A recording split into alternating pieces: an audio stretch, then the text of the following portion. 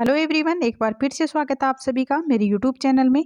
आज हम पढ़ने वाले हैं क्लास 6 की बुक हमारा राजस्थान का अध्याय नंबर 9, जिसका नाम है राजस्थान में आधारभूत सेवाएं।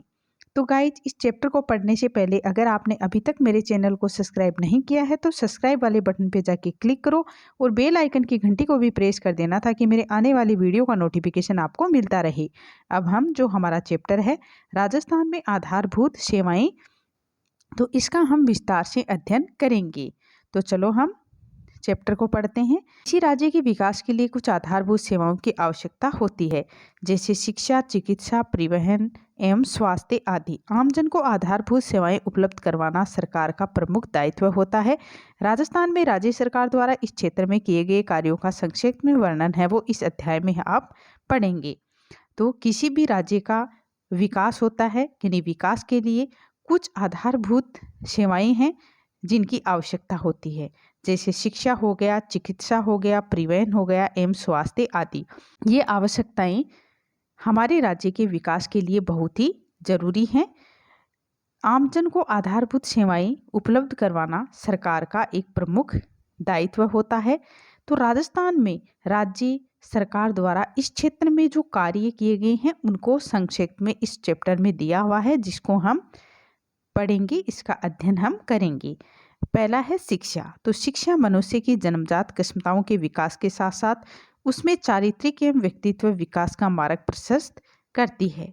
यानी शिक्षा है वो मनुष्य की जन्मजात क्षमताओं के विकास के साथ साथ उसमें चारित्रिक एवं व्यक्तित्व विकास का जो मार्ग है वो प्रशस्त करती है।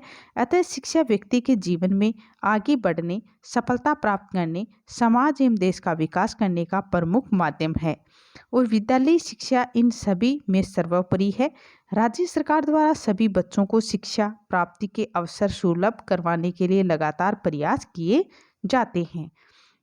राज्य में विद्यालय शिक्षा के लिए उच्च माध्यमिक, उच्च प्राथमिक और प्राथमिक विद्यालय संचालित हैं। संस्कृत शिक्षा राज्य की शिक्षा व्यवस्था का एक महत्वपूर्ण आयाम है और राज्य में उच्च शिक्षा के लिए विश्वविद्यालय और विद्यालय, महाविद्यालय विद्यमान है। तो इस तरह तकनीकी और मेडिकल शिक्षा के संस्थान हैं वो भी विद्वान हैं। यानी शिक्षा व्यक्ति के जीवन को आगे बढ़ाने में और सफलता अर्जित करने में, समाज एवं देश का विकास करने का एक प्रमुख माध्यम है और जो विद्यालय शिक्षा है वो इन सभी में सर्वोपरि है और राज्य सरकार द्वारा सभी बच्चों को शिक्षा प्राप्ति के अवसर सुलभ कराने के लिए जो सरकार है वो लगातार प्रयास कर रही है और प्रयास किए जाते हैं।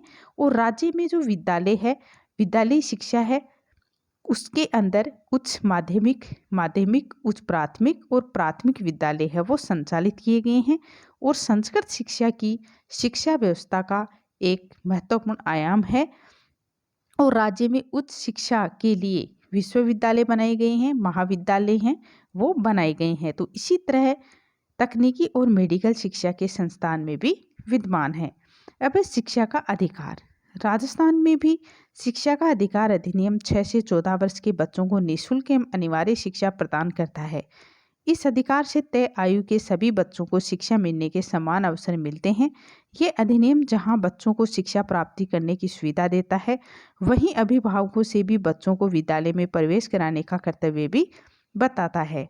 विद्यालय में बेहतर भौतिक सुविधाएं उपलब्ध करवाने के लिए राज्य सरकार निरंतर प्रयास कर रही है। यानी राजस्थान के अंदर शिक्षा का अधिकार अधिनियम है वो 6 से 14 वर्ष के बच्चों को निःशुल्क एवं अनिवार्य शिक्षा प्रदान है वो प्रदान करता है। ये अधिनियम बनाया गया है और इस अधिनियम को 2009 के अंदर बनाया गया था और इसे लागू 2010 के अंदर किया गया था। तो इस अधिकार से ये तय आयु के यानी सभी बच्चों को शिक्षा मिलने के समान अवसर हैं वो मिलते हैं। शाला दर्पण पोर्टल के माध्यम से राजस्थान में विद्यालयों की स्थिति को देखा और समझा जा सकता है। बच्चों को अच्छी शिक्षा मिले इसके लिए राजस्थान में निःशुल्क शिक्षा, निःशुल्क पाठ्य पुस्तकों के साथ विविध प्रोत्साहन, पुरस्कार, छात्रवृत्ति, छात्रावास और भोजन एवं दुग्ध वितरण की सुविधा भी उपलब्ध कराई जाती है। बेहतर शिक्षा परिणाम देने वाले विद्यार्थियों को राज्य सरकार द्वारा प्रोत्साहन दिया जाता है। बालिकाओं के लिए इंदिरा प्रियदर्शिनी गार्गी पुरस्कार और प्रोत्साहन देना भी एक महत्वपूर्ण कदम है। यानी निःशुल्क शिक्षा और निःशुल्क पाठ्य पुस्तकों के साथ जो विविध प्रोत्साहन पुरस्कार, छात्रवृत्ति, छात्रावास, भोजन, दुग्ध वितरण की सुविधा है वो उपलब्ध कराई जाती है। यानी बच्चों को अच्छी शिक्षा मिले, इसके लिए ये सब कुछ कराया जाता है। और बेहतर शिक्षा परिणाम देने वाले जो बच्चे होते हैं, जो विद्यार्थी हैं, उनको राज्य सरकार के द्वारा प्रोत्साहन दिया जाता है। इसमें इंदिरा प्रियदर्शनी, गार्गी पुरस्कार और प्रोत्साहन ये महत्वपूर्ण है। साक्षरता की बात की जाए तो वर्ष 2011 की जनगणना के आधार पर राजस्थान की कुल साक्षरता प्रतिशत 66.11 रहा, जिसमें पुरुष साक्षरता प्रतिशत और महिला साक्षरता 52.12% रही थी। अब है स्वास्थ्य सेवाएं। स्वास्थ्य प्रत्येक व्यक्ति की मूलभूत आवश्यकता है। स्वास्थ्य का अर्थ केवल शारीरिक स्वास्थ्य ही नहीं बल्कि मानसिक, सामाजिक और बौद्धिक सभी प्रकार के स्वास्थ्य से होता है। इसलिए सरकार जनहित को ध्यान में रखते हुए नागरिकों को पर्याप्त स्वास्थ्य सुविधाएं प्रदान करती है। सरकार द्वारा सबके लिए स्वास्थ्य की संकल्पना को साकार करने और नागरिकों को बेहतर स्वास्थ्य सुविधा उपलब्ध कराने की दिशा में प्रयास है वो किए जा रहे हैं। अब है स्वास्थ्य सुविधाएं। तो राजस्थान की जनता के लिए स्वास्थ्य कल्याण के लिए 1000 की आबादी पर स्वास्थ्य उपकेंद्र, 30,000 की आबादी पर प्राथमिक स्वास्थ्य केंद्र और 1 लाख की आबादी पर सामुदायिक स्वास्थ्य केंद्र खोले गए हैं। नागरिकों को आपातकालीन स्थिति में स्वास्थ्य और उसकी सुरक्षा के लिए 108 निःशुल्क आपातकालीन सेवाएं उपलब्ध करवाई जाती है। राजस्थान में जयपुर, जोधपुर, अजमेर, बीकानेर, कोटा और उदयपुर में स्थित आयुर्विज्ञान महाविद्यालयों में विशेष चिकित्सा की सुविधाएं उपलब्ध है। जल्द ही राजस्थान में कुल 33 जिलों में से 30 जिलों में सरकारी मेडिकल कॉलेज हैं वो हो जाएंगे। यानी जो राजस्थान की जनता है उसका स्वास्थ्य कल्याण के लिए अगर जहां 1000 की आबादी है वहां पे स्वास्थ्य उपकेंद्र, और जहां 30,000 की आबादी है वहां पे प्राथमिक स्वास्थ्य केंद्र, और जहां पर 1 लाख की आबादी है वहां पे सामुदायिक स्वास्थ्य केंद्र हैं वो खोले गए हैं। अब स्वास्थ्य योजनाएं।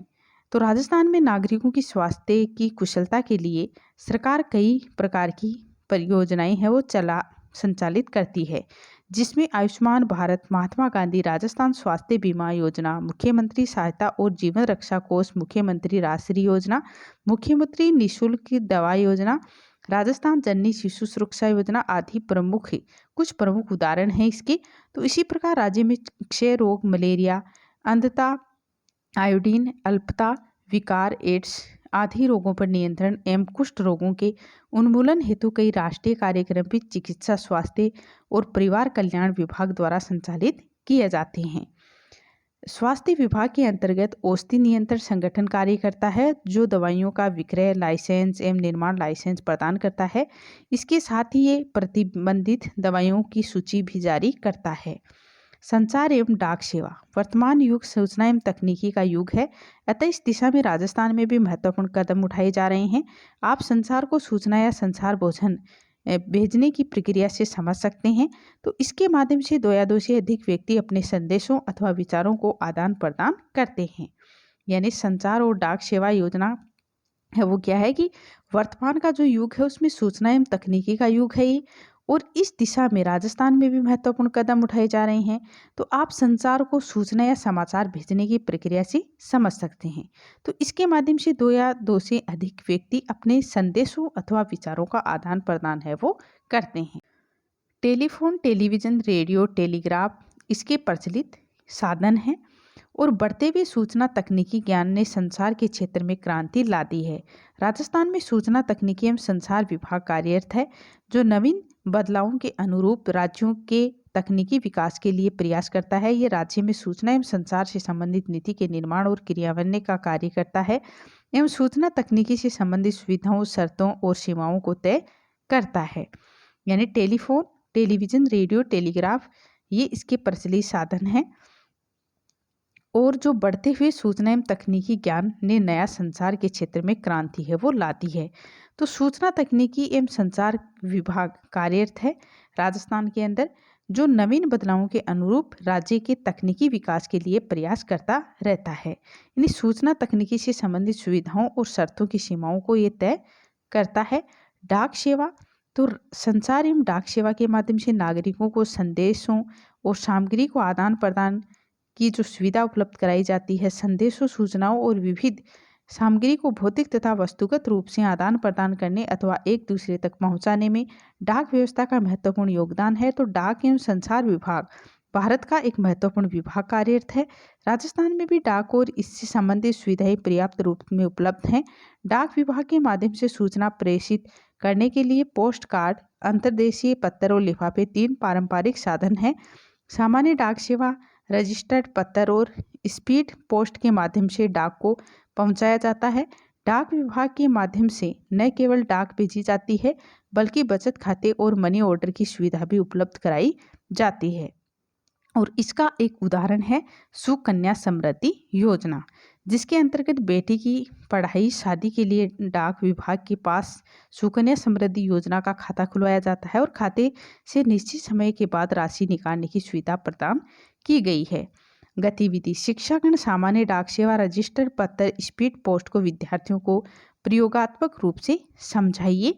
बैंक सेवाएं, तो बैंक एक ऐसी संस्था होती है जो मुद्रा का व्यवसाय करती है, यानी बैंक ऐसी संस्था है जो मुद्रा का व्यवसाय है वो करती है और बैंक मुद्रा से लेन देन द्वारा ब्याज अर्जित करती है। व्यक्ति एवं संस्थाओं द्वारा अपनी बचत बैंक में जमा कराई जाती है। बैंक द्वारा जमा राशि पर ब्याज दिया जाता है और बैंक जरूरतमंद लोगों को ऋण भी देती है एवं ऋण की राशि पर ब्याज वसूल करती है। बैंक में जमा राशि एटीएम, चेक, ड्राफ्ट द्वारा निकाली जा सकती है।